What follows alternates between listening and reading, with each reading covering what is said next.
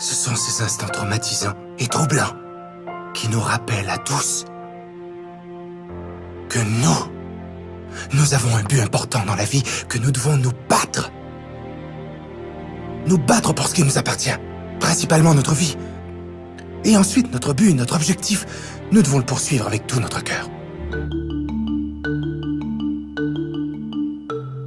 Il y a combien de personnes qui parcourent la vie sans être conscients de ce qui les rend dépressifs?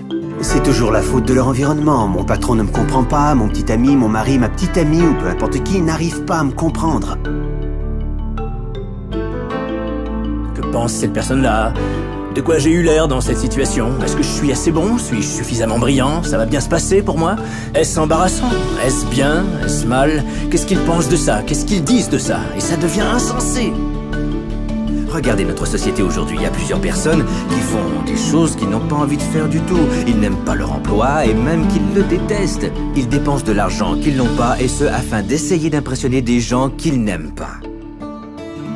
Si vous avez des mauvaises pensées, c'est la même chose que planter quelque chose dans un sol infertile, en ne lui donnant aucun soleil.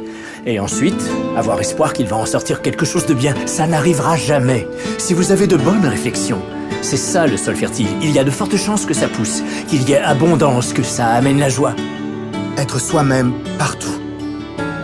Autrement, vous n'êtes qu'un graffiti sur un mur, une marionnette à ficelle. Ce n'est pas vous qui décidez pour vous. Est-ce que vous vivez la vie que vous voulez? Si ce n'est pas le cas, revoyez vos pensées. Un homme qui se noie ne peut pas aider un autre homme qui se noie. Ce que ça signifie pour moi, eh bien, c'est que je dois m'occuper de moi en premier, pour le bien de ceux qui sont autour de moi. Plus j'en ai, et plus j'arrive à donner aux autres. Donc, plus j'arrive à avoir de l'amour pour moi-même, et plus d'amour j'arrive à offrir à d'autres personnes. Donc, plus moi j'ai d'énergie, et plus j'arrive à donner de l'énergie à d'autres personnes. Êtes-vous conscient que dans la vie, vous avez le droit d'être bien? C'est vraiment un droit divin, d'être bien et en paix. Mais c'est là que tout le monde fait erreur. Ils croient que le bonheur, ils y ont droit. En fait, on n'a droit à rien. Ce qu'il faut saisir, c'est que vous pouvez avoir ce que vous voulez, mais vous devez par contre aller le chercher. Vous n'avez qu'à vous faire confiance. C'est vrai, parce que vivre est en soi un risque calculé.